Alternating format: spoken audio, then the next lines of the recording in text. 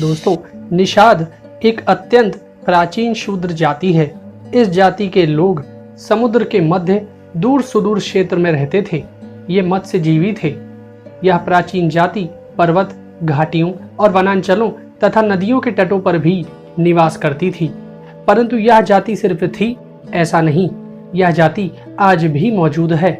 हमारे देश में 4 वर्ण में कई जातियों के अपने अपने कार्य निर्धारित थे। कोई जाति ऊंची नीची नहीं थी। आज कलयुग में विकास का दौर चल रहा है, जो कि सिर्फ कलयुग के अंत से पहले का भ्रम है। इसीलिए कई जातियां अपना मूल धर्म छोड़कर विकसित होती जा रही हैं, क्योंकि आज का मनुष्य उसे नीचा दिखाता है। खैर, ये तो आज के मनुष्य की मानसिकता है। चलिए जानते हैं आज की इस कथा को। इस कथन का वर्णन श्रीमद् भागवत पुराण में चतुर्थ स्कंद के 15वें अध्याय से लेकर 17वें अध्याय तक, गरुड़ पुराण में आचार कांड के 4 से 5 अध्याय तक, पद्म पुराण के सृष्टि खंड में, स्कंद पुराण के प्रभास खंड में, पद्म पुराण के भूमि खंड में, महाभारत के द्रोण पर्व में, विष्णु पुराण में प्रथम अंश के 13वें अध्याय में, महाभारत के शांति पर्व में, हरिवंश पुराण में हरिवंश पर्व में, ब्रह्म पुराण में और वामन पुराण में 47वें अध्याय में मिलता है।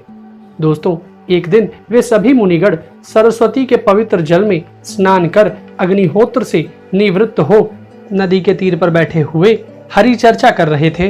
उन दिनों लोकों में आतंक फैलाने वाले बहुत से उपद्रव होते देखकर वे आपस में कहने लगे, आजकल पृथ्वी का कोई रक्षक नहीं है, इसलिए चोर डाकुओं के कारण उसका कुछ अमंगल तो नहीं होने वाला है।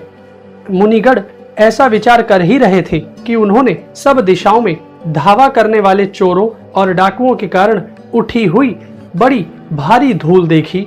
देखते ही वे समझ गए कि राजा वेन के मर जाने के कारण देश में अराजकता फैल गई है, राज्य शक्तिहीन हो गया है और चोर डाकू बढ़ गए हैं।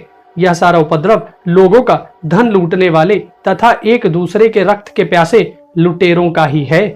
अपने तपोबल से लोगों को ऐसी कुप्रवृत्ति से रोकने में समर्थ होने पर भी ऐसा करने में हिंसा आदि दोष देखकर उन्होंने इसका कोई निवारण नहीं किया।